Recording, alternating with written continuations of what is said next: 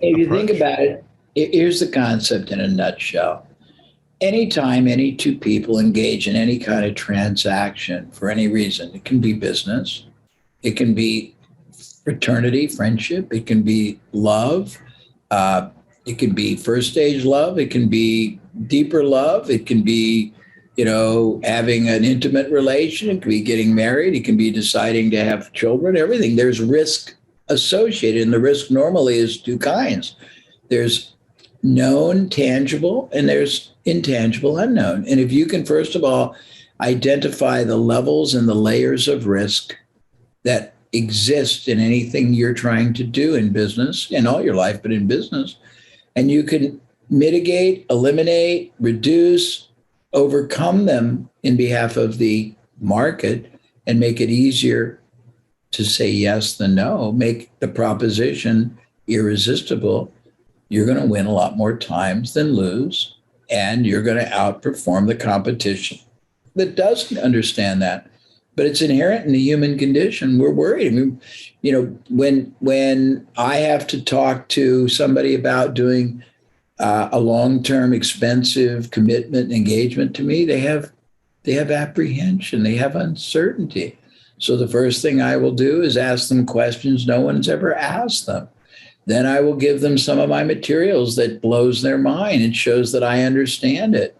I then will probably give them my 200 question questionnaire that makes all kinds of connections for them, and they can't answer most of them, and they realize that they have been compromised and never known it. Then I'll let them talk to people that have already, been benefited by me in very significant financial and professional and personal ways. And then I will make it incumbent on them to solicit me, because I don't want to be pushing them. But I mean, you need to know what game you're playing.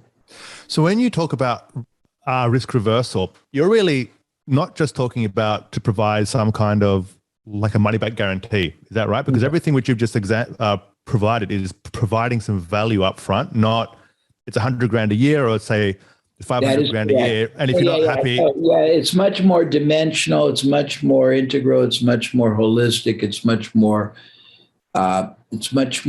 related to creating certainty, to protecting them over yourself, and to wanting the relationship to be one that is much more appropriate on their side than even yours, and not wanting it just for the money.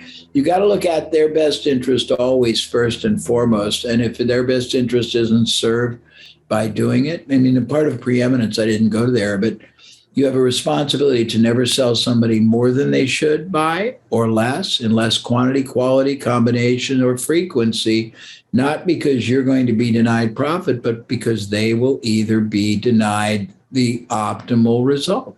Right. And I think this is a really solid point is, how can companies find ways to reduce the potential risk for their clients without having to offer some kind of a money back guarantee? I mean, they could offer the guarantee. I mean, that is one way, but there are quite a lot of other ways that companies can provide that experience up front. No, I mean, you can make it. I mean, you can not allow someone to buy from you until they've gone through a series of validations, verifications, due diligence that you help them do. Try out your company, your product. You can do all kinds. There's a myriad of ways, but the point is, most people don't do any of them.